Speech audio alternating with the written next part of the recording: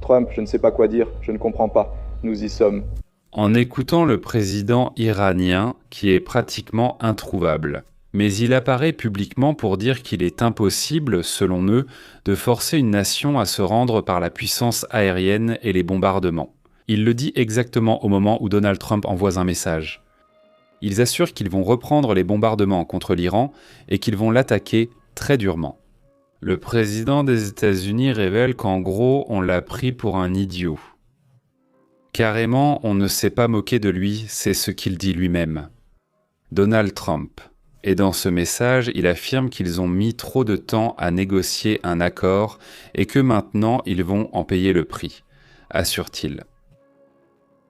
Ils vont en payer le prix, dit Donald Trump, alors qu'on observe déjà des attaques de l'Iran contre l'hélicoptère Apache des États-Unis, contre les bases en Jordanie, à Bahreïn et même au Koweït. Il aurait averti aujourd'hui que les bombardements contre l'Iran seraient en train de commencer, selon les négociateurs. Même les négociateurs nous ont pris pour des idiots. C'est une escalade qui, va prendre un tournant et nous allons frapper très fort, dit Trump. Nous sommes très proches d'un accord, mais ils continuent de se moquer de nous. Ils continuent de nous prendre pour des idiots, dit Donald Trump dans ce message percutant, évidemment. Plusieurs faits attirent mon attention car cela a rapidement fait le tour du monde. Et il y a des réactions de l'Iran qui avertissent que cette guerre, dans la prochaine phase, verrait le conflit s'étendre également à d'autres pays, y compris en Europe et en Amérique. Les médias d'État iraniens ont rapporté que les attaques américaines auraient touché 2 barrages dans le sud de l'Iran, laissant 20 000 habitants sans eau et créant un grave problème pour le réseau d'approvisionnement en eau de la région. Malheureusement, après l'attaque, 20 000 habitants de la région ont perdu l'accès à une eau potable sûre, alors que les températures oscillent actuellement entre 45 et 50 degrés. Donc évidemment, la vie dans cette zone est devenue extrêmement difficile et critique pour les habitants locaux, selon la télévision d'État iranienne. Le porte-parole du ministère des Affaires étrangères iranien, Ismail Bakel, a affirmé que les attaques américaines auraient mis en danger les négociations sur le cessez-le-feu. C'est-à-dire que ce sont les attaques prétendument menées par les États-Unis qui mettent en danger les négociations, surtout en pensant aux attaques contre cette zone civile, n'est-ce pas ? D'autre part, Fox News rapporte également que le président Trump déclare qu'il serait sur le point d'ordonner de nouvelles attaques contre les infrastructures énergétiques et de transport de l'Iran. Il est également affirmé dans ce média américain que le blocus naval des États-Unis a effectivement coupé la capacité de l'Iran de faire des affaires, de payer l'armée ou de remplir ses obligations financières. Le décrivant comme un blocus, le blocus le plus réussi de l'histoire de la guerre navale, et affirmant que l'Iran deviendrait rapidement un État failli. C'est le message qui circule sur Fox News, un média qui a une grande proximité avec le président Trump, même s'ils ont eu quelques différends récemment, n'est-ce pas ? Face à cette guerre, les États-Unis avertissent déjà qu'il pourrait y avoir un recrutement plus étendu. Allons dans le détail de ce sujet, car il est très important pour nos amis américains qui nous regardent, qui sont hispaniques mais qui ont déjà des papiers, disons qu'ils sont déjà de là-bas ou qu'ils y sont nés. Eh bien, c'est un sujet qui va beaucoup les concerner parce qu'ils pourraient être recrutés pour la guerre, même de manière obligatoire. Tout d'abord, merci de nous accompagner. Aujourd'hui, nous sommes le 10 juin ici. Là où je me trouve, il est 1h39 du matin. Nous sommes à Monterrey, dans le nord-est du Mexique. Eh bien, je remercie la communauté de nous accompagner, de mettre un j'aime, de partager, de nous donner un coup de main avec ça. Votre participation à ce projet, à cette chaîne d'information internationale en espagnol, est très importante. Merci d'être ici. Un grand salut à Elisa, Eliseo Panterita Roblé et à toute la communauté qui arrive. Merci beaucoup et excellente journée à tous, n'est-ce pas ? Daniel, comment vas-tu ? Eliseo, regardez, c'est très intéressant parce que on parle déjà du fait qu'il se prépare à une guerre plus grande, pas seulement à une opération spéciale comme ils aiment le dire, n'est-ce pas ? La guerre avec l'Iran suscitait à nouveau des inquiétudes, surtout face à une possible conscription aux États-Unis. Après que la porte-parole de la Maison-Blanche, Karen Leavitt, a confirmé qu'ils disent qu'on ne peut pas écarter cette option. Cela est rapporté car le conflit, qui a commencé le 28 février, continue d'escalader, augmentant la possibilité que la guerre entre les États-Unis et l'Iran nécessite plus de troupes. Cela a commencé à susciter de l'inquiétude aux États-Unis, et ils assurent qu'ils ne vont pas fermer la porte à un éventuel recrutement militaire obligatoire. Cela apparaît également dans un autre des médias favoris de Donald Trump, à savoir Fox News Sunday, une émission dans laquelle la responsable a été interrogée, la porte-parole du président. N'est-ce pas ? À propos de la crainte des familles américaines face à une possible conscription, c'est-à-dire l'obligation d'aller à la guerre. Aux États-Unis, où ils ne sont même pas d'accord, une possible conscription. C'est-à-dire face à l'obligation d'aller à une guerre avec laquelle ils ne sont même pas d'accord.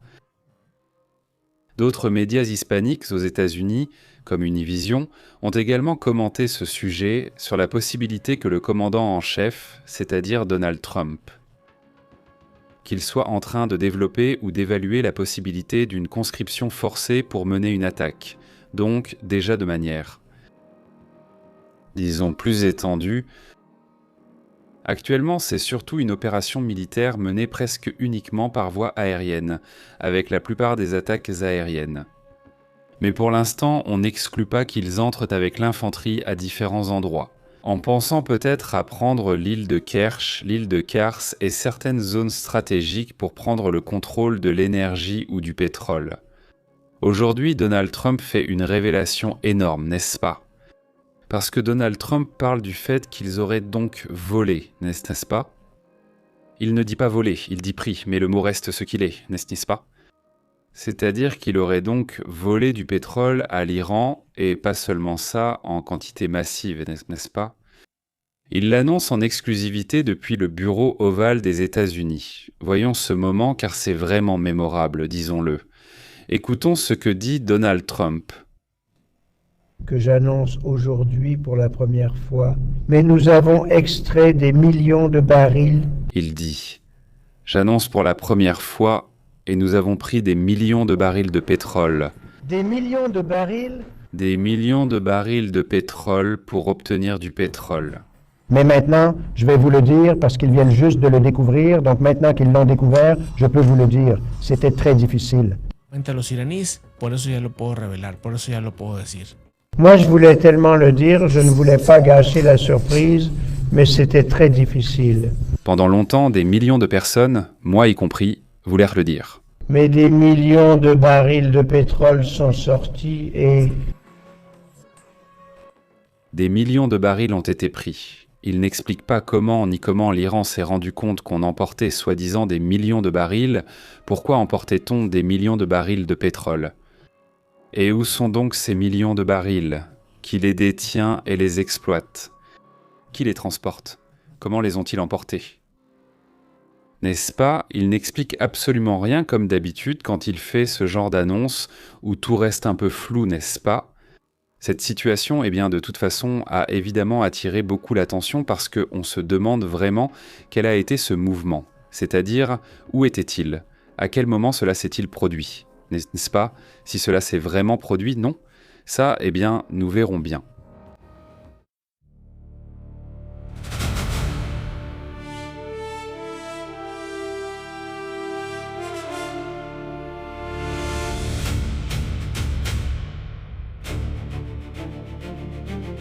Six infrastructures à l'intérieur du Liban, 6 infrastructures, 6 cibles différentes.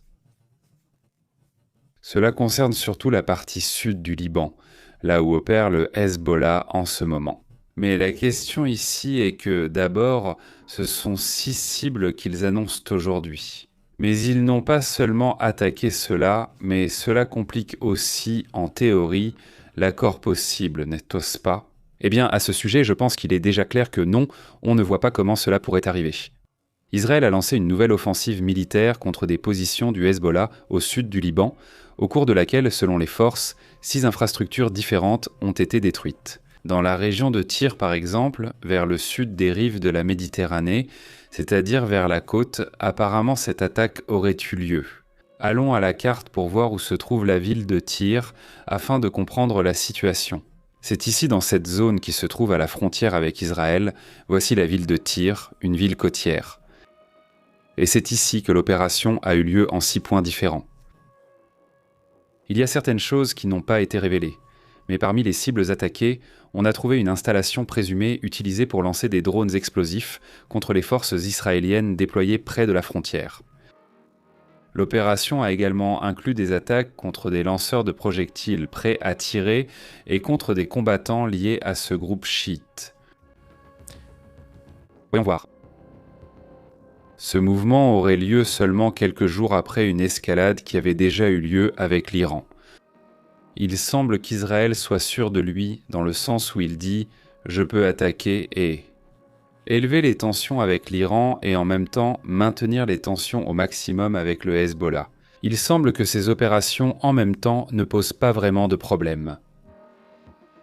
Il faut reconnaître qu'en ce moment, il y a un facteur politique énorme. Il y en a presque toujours eu dans les opérations militaires de Netanyahou, des facteurs politiques, n'est-ce pas ? Dans lesquels sa position se renforce lorsqu'il y a des mouvements militaires. Quand il n'y en a pas, elle s'affaiblit. Alors, face à cela, même le message que Donald Trump a donné en disant « Voyons, il s'est moqué l'autre jour du fait que Netanyahou veuille de se faire réélire, n'est-ce pas ?» Il s'est moqué de ce sujet et Netanyahou a annoncé aujourd'hui qu'il allait à nouveau se présenter aux élections. Voyons. Le chef d'état-major israélien, Eyal Samir, a fait une déclaration qui a également suscité des inquiétudes au niveau international, puisqu'il affirme que la récente attaque contre l'Iran n'était qu'une préparation à une action plus puissante. Alors d'un côté ils disent que ce qui se passe avec l'Iran n'est qu'un avant-goût, nous attaquons aussi le Hezbollah, c'est-à-dire qu'il y a déjà trop de foyers d'incendie. J'insiste sur ce sujet, la situation devient évidemment délicate. Et il y a aussi une division très claire entre ce que, dans tous les cas, Trump veut et ce que veut le gouvernement Netanyahou, n'est-ce pas ? C'est aussi évidemment énorme. Le conflit actuel est directement lié à la confrontation plus large entre Israël et l'Iran, ce qui en fait une guerre sur deux fronts. Mais il pourrait y avoir un troisième facteur, qui serait les Houthis. Les Houthis, parce que les Houthis ont déjà commencé à lancer aussi des opérations importantes. Donc ne négligeons pas que cela pourrait aussi avoir de l'importance, n'est-ce pas ?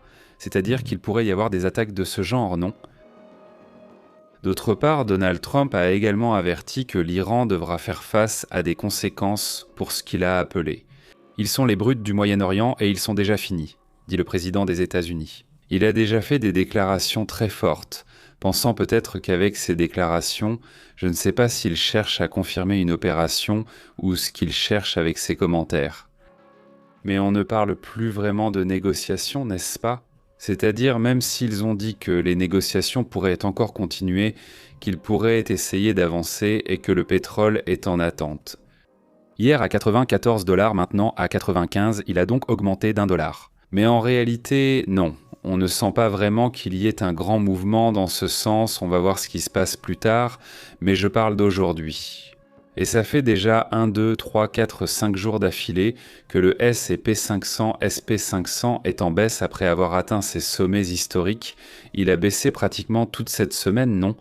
Donc, Entonces, il y a aussi eu des données sur l'emploi qui n'ont pas plu au marché, qui d'ailleurs étaient positives, mais ce genre de données ne plaît généralement pas au marché.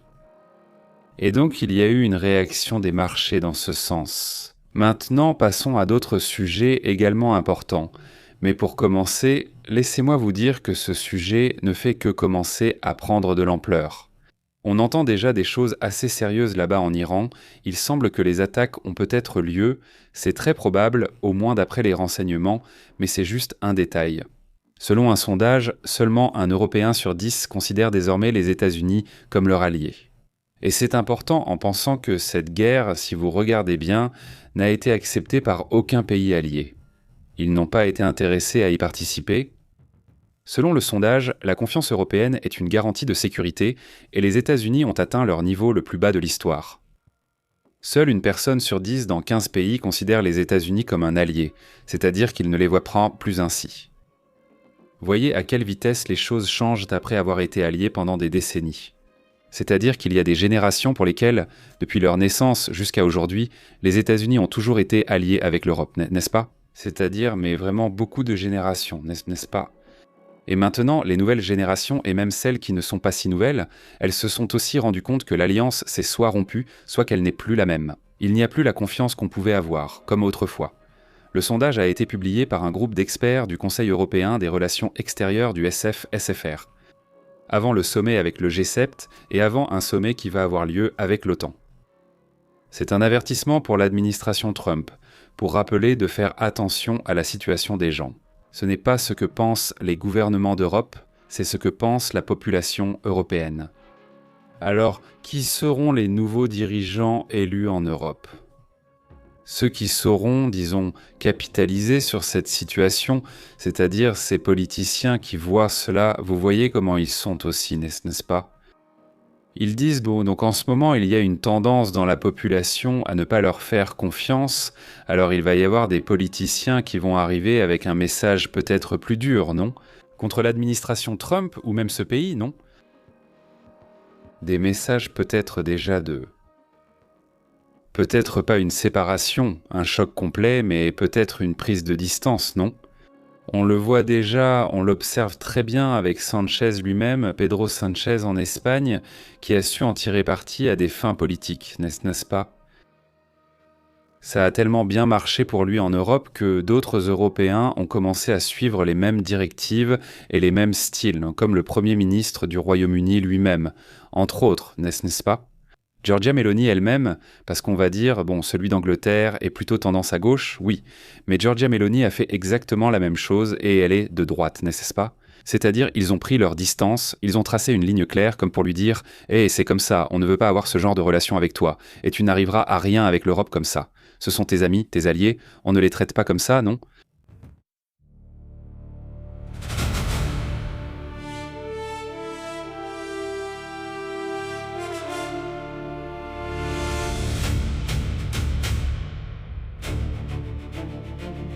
Eh bien, c'est de la folie, de la folie. Pendant qu'on parle de ça, eh bien ici, on ne parle presque plus de la Coupe du Monde. Et ce n'est pas parce qu'il n'y a pas de nouvelles, il y en a, d'ailleurs, on va en discuter plus tard. En fait, l'actualité ne se concentre pas sur la Coupe du Monde, mais sur d'autres sujets. En tout cas, et je parle évidemment de Marciano International, eh bien les nouvelles sont tournées vers ces conflits. Au final, non. Merci à tous ceux qui nous accompagnent. Comme d'habitude, on fait le point sujet par sujet. Les directs du matin sont plus courts mais s'enchaînent, donc on peut les regarder comme un seul direct, n'est-ce pas ? Excellent, pour ceux qui connaissent moi déjà, vous savez comment ça fonctionne, ça se fait automatiquement. Mais je veux envoyer un énorme salut à la communauté, salutations à Marvin. Oui, la Coupe du Monde et le Moyen-Orient, exactement. Maintenant, parlons de ce qui se passe. Plusieurs défis ont été adressés aux gardiens de but, à l'arbitre somalien. Ils l'ont accueilli en Somalie comme un héros, c'est-à-dire qu'il est devenu une figure dans son pays, parce qu'il est devenu très célèbre au niveau international, n'est-ce pas ? Et puis d'autres sujets qui se passent avec la Coupe du Monde, dont nous parlerons plus tard, pas dans le prochain direct, mais plus tard. D'accord ? Parce que maintenant, nous allons passer à d'autres sujets aussi, c'est incroyable, la guerre pourrait prendre un tournant complètement différent, et bien plus dangereux.